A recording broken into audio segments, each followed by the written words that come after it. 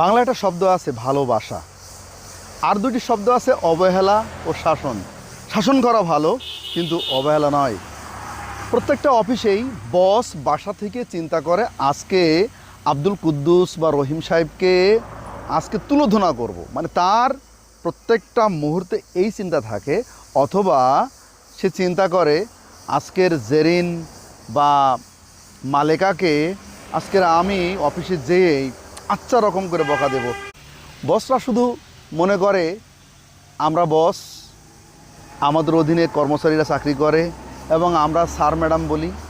আর যে কারণে এই সুযোগটা নিয়ে আপনি যেভাবে খারাপ ব্যবহার করা শুরু করছেন, একটা গান একটু মনে করিয়ে দিই, কারো মনে দিও না আঘাত, সে আঘাত লাগবে কাবার ঘরে। এই প্রত্যেকটা কর্মচারীর কষ্ট তাদের বুকে পাথর চেপে ধরে রাখে, কারণ তারা জানে কালকে সকাল হলে চাল চুলা জ্বলবে না যদি চাকরি না থাকে।